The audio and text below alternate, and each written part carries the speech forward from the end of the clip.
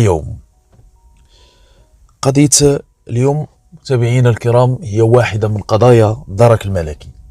قضية اليوم دارت الأحداث ديالها بنواحي مدينة سيدي رحال بالضبط سنة 1999. هذه القضية غادي نبداو متابعينا الكرام من الآخر ديالها. في واحد الليلة تقريبا في ديك الوقيته ديال 9:30 10 ديال الليل تخبروا الناس ديال الدرك شي حد جا تيقول بانه لقى الاخ ديالو مقتول في المنطقه الفلانيه، بان سرقوا ليه الموطور. هذه هضره سمعوا ليها الناس ديال الدرك، ولكن اللي تيهمهم هو النبأ ديال ان تلقات شي جثه، شي حد اللي هو مقتول. دونك كيتوجب عليهم انهم ينتقلوا ويحلوا بعين المكان. بالفعل فور وصول الناس ديال الدرك المكان اللي تلقات فيه الجثه هو واحد المكان خلاء. تيقول اللي جا المركز ديال الدرك جا على متن واحد السياره ديالو، قال لك اودي تقريبا هو رجل في الربعينات من العمر ديالو، ديك 46 47 سنه. قال لك اودي خويا راه ساكن معانا ومزوج وهو فلاح كيربي هادشي ديال المواشي، تيدي من السوق تيبيعو وتيتعامل مع الجزاره. وهذا قال لك هذه ديال الحياه ديالو ديال الخدمه ديالو. عنده وليداتو هما مجموعين في دار وحده في دار والديهم. قال لك انا مزوج، خويا مزوج، عندنا واحد الاخ ديالنا تا هو كذلك. وهذا كيزيد كيضيف بعض المعطيات اللي صغاو لي الناس ديال دارك. وكانت معلومات اللي تذكر الاخ ديالو مهمه جدا، على غادي تبنى البحث لونكاد في هذه القضيه هذه. على الاقل عطاهم اولى خطوات البحث. قال لك اودي خويا راه ماشي بزاف، هذه دابا تقريبا واحد الساعه هكاك خرج انتقل عند نسيبو اي بوت مرتو، ما بعيد شي بزاف عليهم، كيف ذكرت تقريبا واحد 2 ديال الكيلومتر على الاكثر، واحد 3 كيلومتر هكاك. قال لك ديرها في المنطقه الفلانيه. قال لك راه نسيبو اي الضحيه تيقول خويا كان مسلف نسيبو شي 10000 درهم. القضيه اكدتها حتى الزوجه ديال الضحيه، قالت لك ودي راجلي كان مسلف با 10000 درهم. كان هذه تقريبا واحد 4 ايام ولا 5 ايام جا داها من عنده، قال لي ودي عطيني واحد 10000 درهم، قال لي بما ديبانيت كذا كذا نقضي شي غرض، قال لي واحد 4 ايام ولا 5 ايام، قال لي راني غادي نردها لك. قال لك اودي راه جالس معاهم على مائده الطعام، تعشى معاهم، قال لي ودي غادي نمشي، راني نسيت راه داير مع فلان غادي غنسيبو، دار معاه الليله الفلانيه، قال لي في العشيه يجي عندي ديال هذاك النهار جي دي فلوسك. قال لك خويا هز الموطور ديالو ومشى. قال لك اودي راه واحد الوقيته تعطل، هو قال لي انا غادي غير نمشي وغادي نجي. قال لك اودي الوقت اللي تعطل صار انتباه ديال الاخ ديالو، هز الطوموبيل جاي في الطريق لعله يتلاقى معاه، ولا حتى لما تلاقاش معاه راه غادي يكمل الطريق حتى لعند نسيبو كذا. علاش هو صار انتباه ديالو السيد تعطل ما كامله شي ساعه ديال الوقت؟ علاش خرج يقلب عليه؟ قال لك اودي لان هذه الطريق هذه، وفعلا الناس ديال الدار كياكدوا هذه المعلومه، ولا تشوه الشوائب، ولا بعض اللصوص كيترصدوا الناس تما، لان غير خلاء وهي طريق كتربط ما بين دوار وتتهبط حتى للفيلاج وتتهبط الطريق الرئيسيه. الناس يدوز من تما، ودوك شنو نسميوهم باردين الكتاف راه تيترصد تما، تيفيق حتى العشيه، هو تيفيق حتى الربعه، تيكمي قواير روات معنا وتيخرج تيترصد لشي حد تما الهز شي حاجه راه تيحيدها ليه وتيزيد. قال لك الوقت ولا تتخلع هنايا. بالفعل الناس ديال الدرك هذه مده تيتوصلوا ببعض الشكايات، ضرب بعض الناس اللي تيقول لك اودي راه حنا تكريسينا تما، ولاو الناس ديال الدرك يديروا بعض الدوريات بشكل مباغت في اوقات مختلفه، بالنهار بالليل، في مختلف الاوقات في مختلف الساعات على مدار اليوم 24 ساعه. ما كاين حتى شي حاجه، ماشي هذه الشكايه الاولى. قال لك انا خويا غادي بالموطور ديالو وغادي ياخذ 10000 درهم، قال لك انا خفت شي حد يتلقى ليه وكذا وكذا. قال لك انا هزيت الطوموبيل ومشيت، قال لك انا وصلت عند هذه النقطه هذه، قال لك لقيت الاخ ديالي طايح هنا في جنب الطريق. قال لك هبطت نشوف لقيت خويا ميت وشبعان موت، خوه مضروب بحسب المعاينات اللي داروا الناس ديال الدرك. الضحيه تيرتدي واحد الجاكيط، هذيك الجاكيط ممزقه. هادشي كيعني بان الضحيه قبل الوفاه ديالو، قبل ما يتسددوا ليه بعض الطعنات اللي كانت قاتله بشكل فوري، خاض واحد الصراع مع الجاني او الجنات، لدرجه ديك الجاكيط تقطعت من هنا من جهه العنق، من تحت الابطين.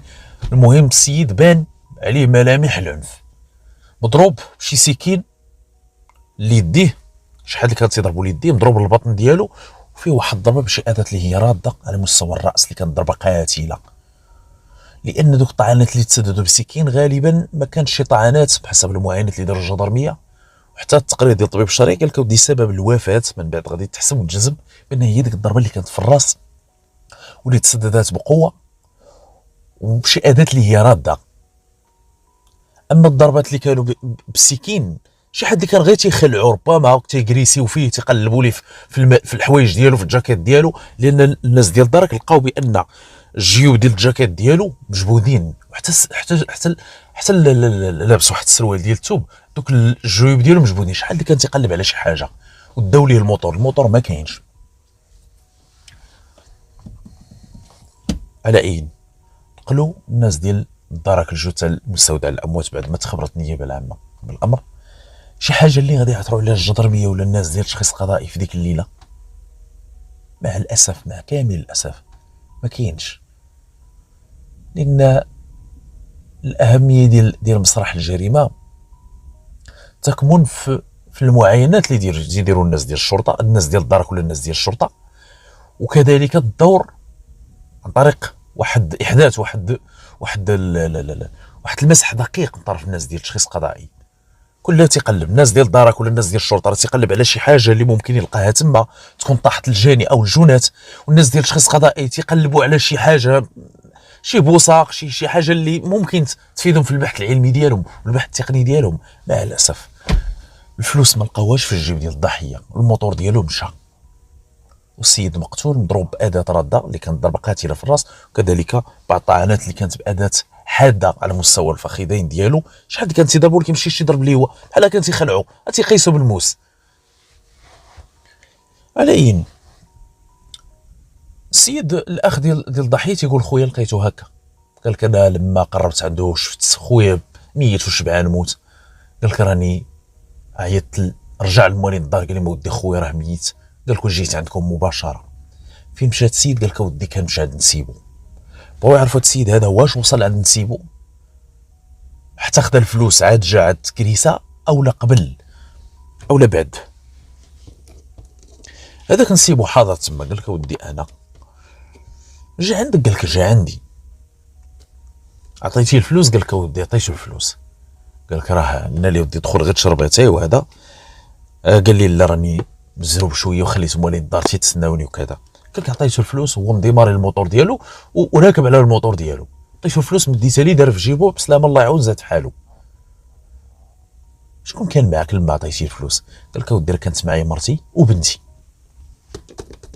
بالفعل اكدوا، قال لك ودي عطاه الفلوس وزاد. واش هذه صدفه ولا صدفه ان السيد تكريسه كيف ما تكريساو بزاف ديال الناس اللي تيجيو تيحطوا الشكايات ديالهم على مدار واحد العدد ديال الاشهر والناس ديال دارك ما حصلوا على حتى شي حاجه؟ هادو اللي تيجيو تيكريسيو تما واش شخص واش جوج واش ثلاثه واش اربعه واش هما جروب ولا عصابه وحده الله اعلم، تيضربوا ضربتهم مدعات تيرجعوا، لان من بعد ما كتجي شي شكايه تيخرجوا الناس ديال دارك تيقلبوا تما تيعاودوا يرجعوا لغد ليه في اوقات مختلفه ما كاين حتى شي حاجه. مع الاسف حتى الناس اللي تتكريسا كيقول لك ودي دوك اللي كريساونا راه حنا ما عرفناهمش شكون هما، شفتهم في وجوههم كيقول لك شفناهم في وجوههم، ماشي شي اشخاص اللي غادي نقولوا ماسكي ولا لا، اشخاص وجوه باينه ولكن قال لك ودي ما عرفناهمش شكون هما. اذا هادو شي برانيين تيجيو اللي لاحظوا الناس ديال دارك من خلال دوك لا الشكايات، قال لك ودي راه بعض الناس اللي تيجيو تيشكيو كيقول لك ودي راه هما كانوا جوج، ها واحد كيفاش داير وها الثاني كيفاش داير.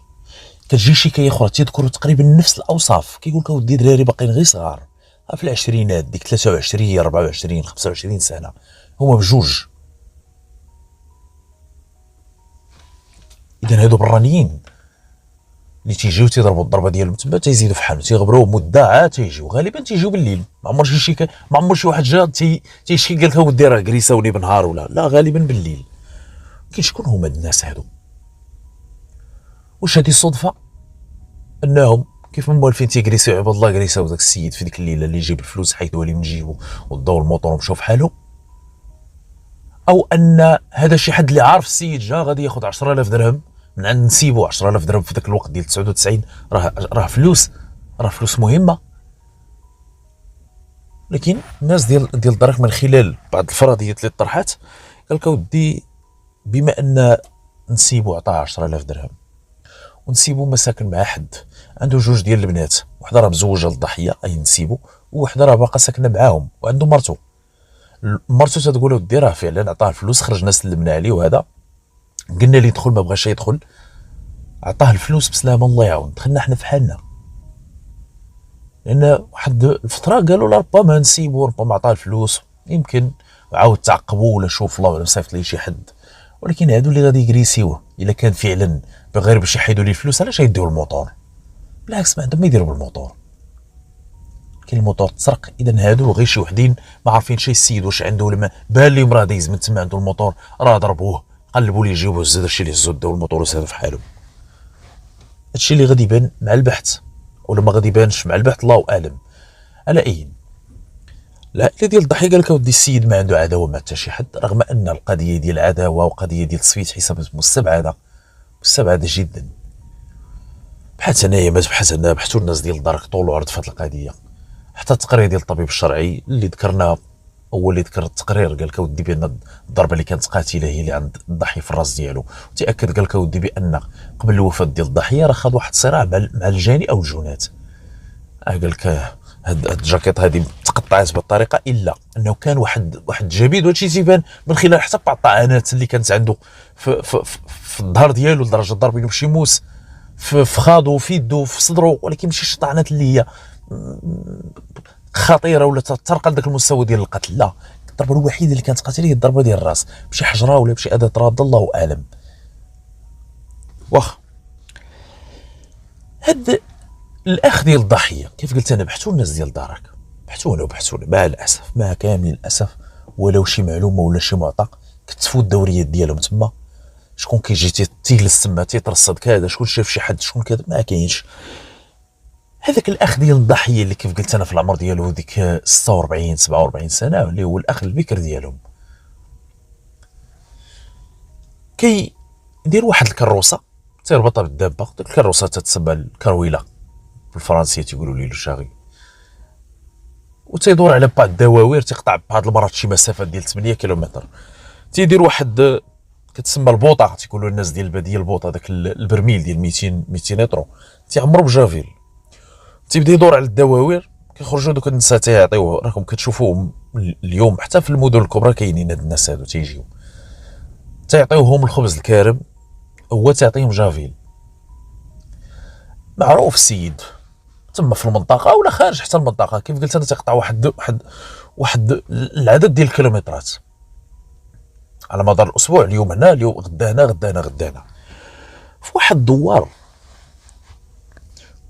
تيمشي ليه بحسب ما تيقول هو، قال لك مره في الاسبوع، كل منطقه مدير لها النهار ديالها.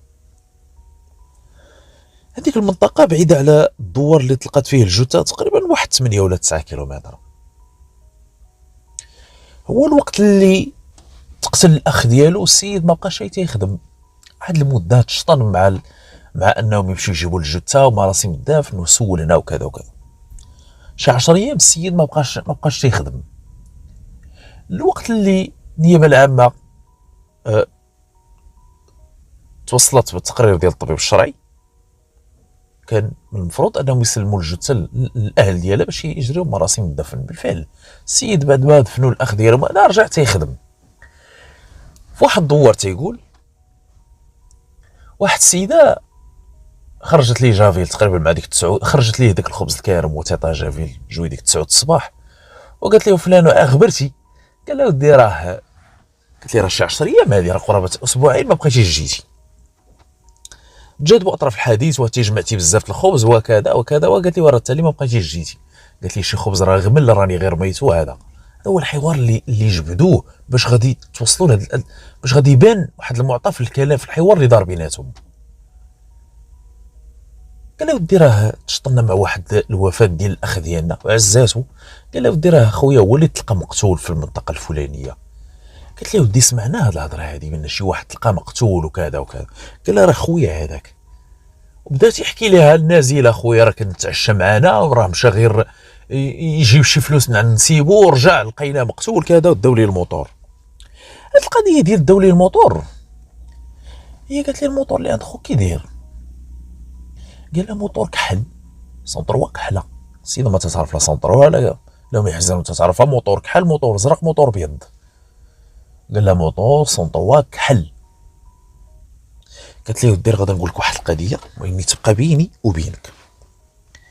قالت لي راه كاين واحد البرهوش هنايا، ها هو ها الدار ديالهم مجاوره مع الدار ديالي، بيناتهم غير الحيط، الباب على الباب. قالت لي راه واحد البرهوش تقريبا في العمر ديالو شي 26 عام. قالت لي واحد الشفار منه ما كان. قالت لي راه ولدي خرج من، هو اللي خرج ولدي من المدرسه، وهو اللي كذا وهو اللي كذا. قالت لي راه يلاه بعدنا عليه، يلاه بعدت ولدي عليه. قالت لي راه الشفار هي ديرها. قالت لي راه السطح ديالهم، قالت لي لما تنطلع السطح، هما السطح ديالهم محدور على السطح ديالي، لما تنرمي عيني قالت لي راه كاين واحد الموطور حاطه في السطح. قالت لي منين جابو الله اعلم. قالت لي هو راه ما خدام ما والو، راه تيدور. قالت لي وراه غير البارح كنت كنهضر مع مو، قالت له ولدي راه مسافر. قالت له راه مسافر لشي بلاصه.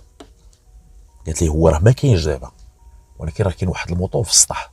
قالت لي فعلا الموطور كحل، والدري راه ما خدام ما والو، وداك الموطور راه ما تيخرجوش. قال له وقتاش جابو؟ قالت لي ودي انا راه النهار اللي اول مره غنطلع للسطح وشفتو. قالت لي راه تقريبا هادي واحد، راه تقريبا واحد الاسبوعين، يمكن شي اسبوعين ديال الوقت، او ربما اقل ربما اكثر. قالت لي راه مده هادي. قال لها واش نقدر نشوف هذا الموطور؟ قالت لي ودي دابا لا. قالت لي راه مو، قالت لي راه هو تيعيش غير هو ومو، وعنده جوج ديال خواتاتو. قالت لي راه واحد الناس راهم خايبين من المقاد على مشاكل. قالت لي شوف الله يجازيك بخير غادي تمشي. قالت لي وفي الليل غادي يكون راجلي هنا، يجي راجلي من الخدمه. قالت لي ويجي عنده راه يطلعك وشوف الموطور. هي قالت لي تخيل راه جايب موطور مده هادي وراه شفار معروف، شفار هنايا. قالت لي راه تيطير. قالت لي راه مدوز الحبس لما كانت في العمر ديالو شي 16 عام. واخ السيد زاد في حاله تيقول، قال لك في الفعل مشى بقى تيهضر مع مورين دارو. قال لي ما ودي راه تلاقيت مع واحد السيده في المنطقه الفلانيه، قالت لي قال لي ما غادي نرجع عندها. في الليل هزيتي طوموبيل جيتي عندها، دقيتي عليه من تما، استقبلك راجلها، طلعوا السطح. في ديك الوقيته الظلام استعملوا شي مصباح يدوي. قال لي ودي واش هذاك الموطور ديال خوك؟ قال لي ودي ديال خويا. قال لي واش متاكد؟ اي هو تيهضر هو ولا هو والسيد الزوج ديال السيده. قال لي شوف تاكد مزيان واش هذاك الموطور ديال خوك. قال لي راه ديال خويا هذاك الموطور سونطر كحله. قال لي ديال خويا.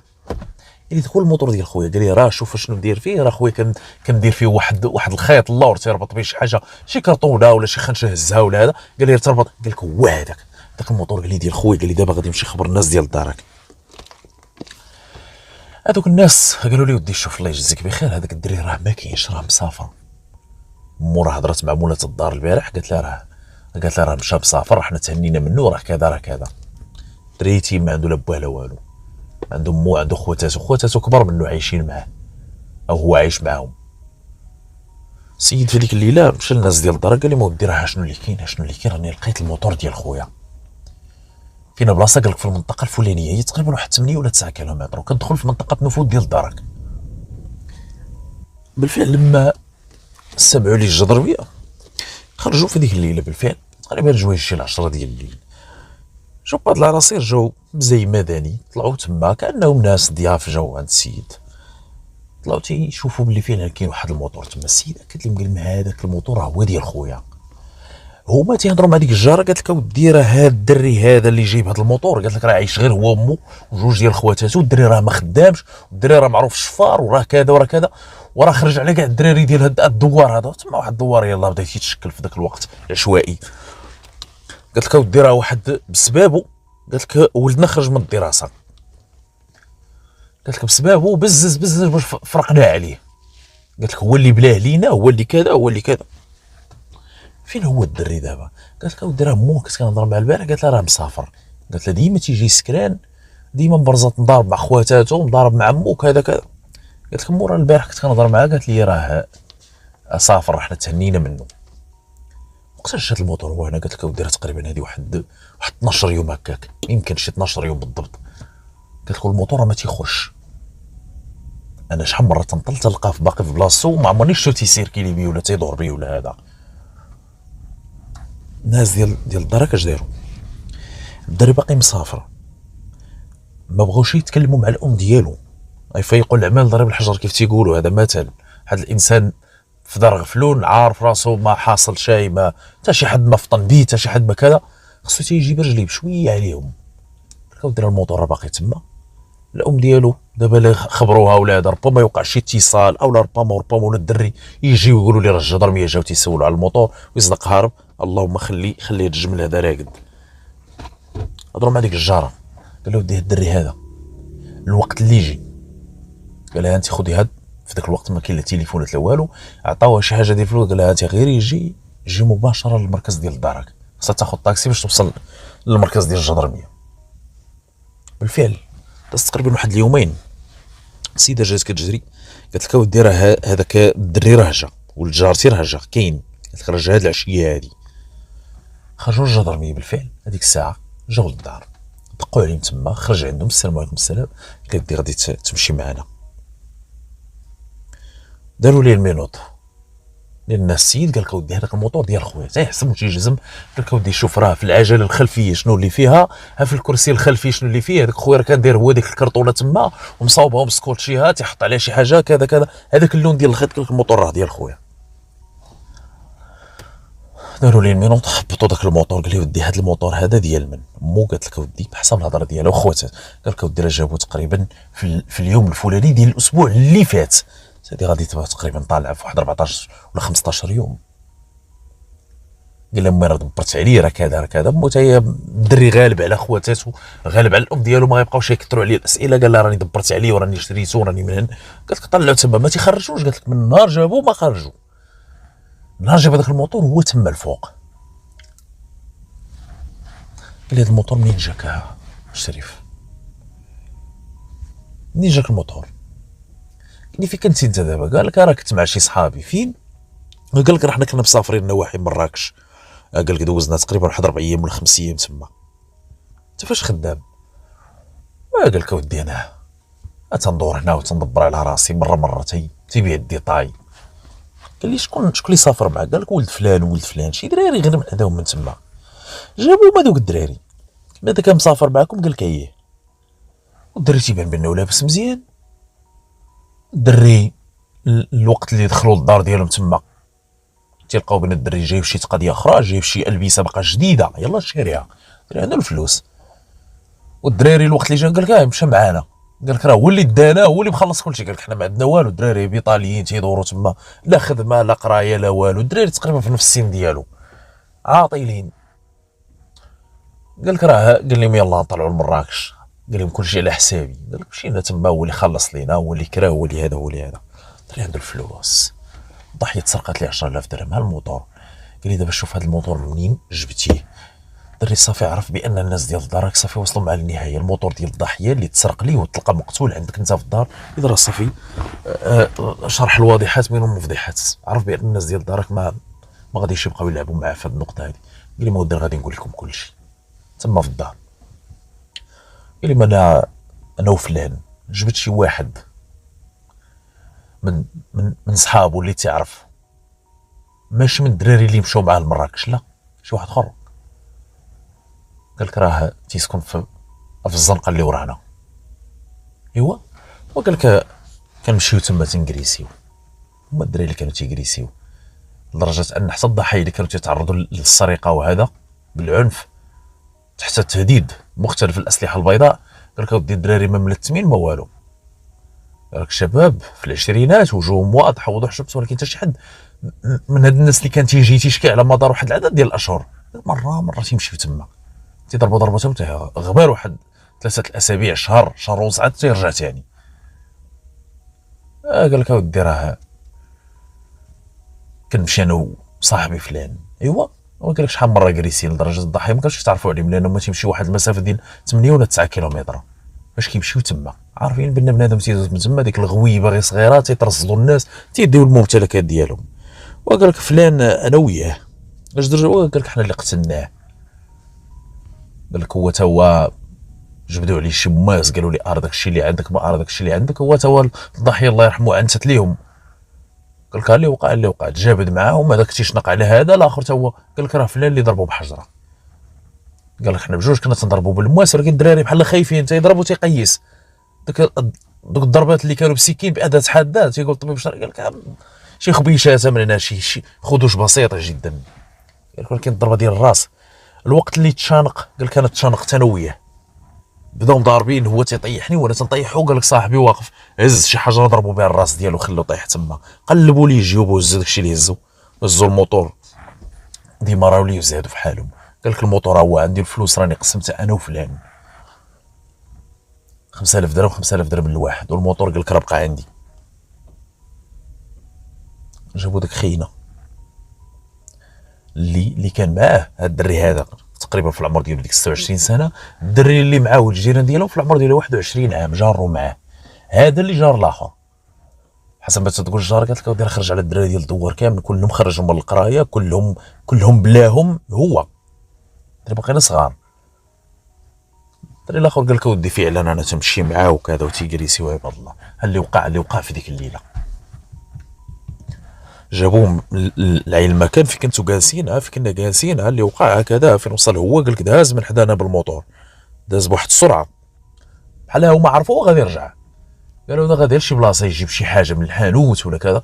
قربوا من الطريق، الوقت اللي جاي السيد خرجوا ليه وقفوه. هو تو قال لك ودي راه نزل من الموتور ديالو وبدا مضارب معاهم هاك. قال لك ودي اللي وقع في الاخر سال الصراع بيناتهم بالموت ديال الضحيه. تحررت شي في محضر رسمي لكل واحد من المنطلق ديالو من الفعل الاجرامي اللي ارتكب. تقدموا الناس هادو للعداله بشحال غيتحكموا هما بجوج، تحكموا بالمؤبد. كانت هذه المسطره اللي حلقت اليوم، ودي اطوار ارتكاب المقترف من جريمه قتل في حق انسان ما وصلهم، ما اداهم، انسان بريء.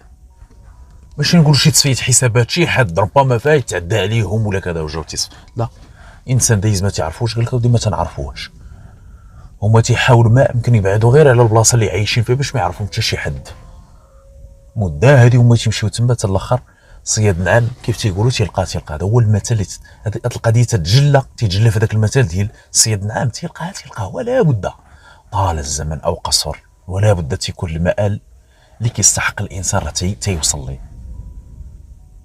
ماشي مره، ماشي جوج، ماشي ثلاثه، ماشي اربعه، الناس تيجيو تيديروا شكايات ديالهم. مالكم؟ قال لك ودي تعرض لينا شي حد كريساكم، قال لك حاول يكريسانا راه ما لقى عندنا والو. كاين اللي تيلقاو عنده شي حاجه راه تيديوها ليه، كاين اللي ما تيلقاو عنده والو راه تيلقاوه تيمشي في حاله ما تيرضاش، تيقول لك نمشي نديكلاري بهم. بقاو تيدوروا تدبروا عليها، جابوها في راسهم الوقت اللي الضحيه تا هو تشابك معاهم، وما بحسب الهضره اللي تيضيفوا. قال لك ودي جوج ديال الحوايج اللي ثاروا انتباه. هاد الدري هذا اللي الاول اللي في العمر ديالو 26 عام، قال لك انا الوقت اللي بقيت مشانقه معاه، قال لك وليت بغيتو غير يطلقني نهرب نزيد في حالي. قال لك ما بقاش بغى يطلقني، اي الضحيه ما بقاش شاد فيه. قال لك شد لي في اليد ما خلاني نتحرك لا بالموس ولا والو. الاخر تيضرب واحد الوقيته هو يهز حجر عطاه. قال لك هذا، قال لك في واحد اللحظه وليت باغي نزيد في حالي، باغي يهرب. الضحيه اللي بقى شاد فيه الله يرحمه. القضيه الثانيه قال لك ودي انا هذا الموتور هذا الوقت اللي كان في مراكش وجاي، قال لك ناوي غادي نخرج الموتور غنديه نرميه في شي بلاصه. ومن تجليات اللي كيتجلى في هذيك المقوله ديال فعلا الروح عزيزه عند الله، لو ان جا الدري من مراكش وخرج داك الموتور داه رماه، وعاد لقاوه من بعد الناس ديال دارك راه لقاو شي موتور وما موتور، جاو تعرفوا عليه العائله، ما غيفهموا حتى شي حاجه. من الفضل ديال العباره ديال انه فعلا الروح عزيزه عند الله، الموتور بقى تما في السطح، والسيد جا تيهضر مع السيده، تعطلتي مده ما بقيتي جيتي راه كذا، تيضحك هو وياها. قالت لي راه جمعت بزاف ديال الخبز، راه غير غمر، راني غير ميتو راه هذا. قال له ديرها اللي وقع. بقى تيتجادف مع اطراف الحديث، دلاله بعض المعلومات. قال اخويا راه قتلوه، داو لي الفلوس وداو لي الموتور، كيدير الموتور؟ قالت لي خليتي يجي راجلي في العشيه وطلع شوف. فعلا الروح عزيز عند الله، شاء من شاء وأبى من أبى. وسيدنا عمره تيلقاها. وقلت في الكثير من الحلقات أن الله تعالى من رحمته بالعباد ديالو أنه خلق الإنسان يذنب، ولكن الله يمهل ولا يمهل أي مهلك. فعل الأول، فعل الثاني، الثالث، ما تتبغي شي تتوب، ما تتبغي شي تصدرك، ما تتبغي شي تفهم، ربي راه تيكشف عليك الغطاء، كيتفضح كل شيء ولا بد. طال الزمن او قصر، الحقيقه تتبان. نتمنى متابعينا الكرام ان هذه الرساله هذه تكون وصلت. كانت هذه مسطره لحلقه اليوم. اشكركم على حسن الاصغاء والمتابعه، والى اللقاء في الحلقه القادمه ان شاء الله، والسلام عليكم ورحمه الله.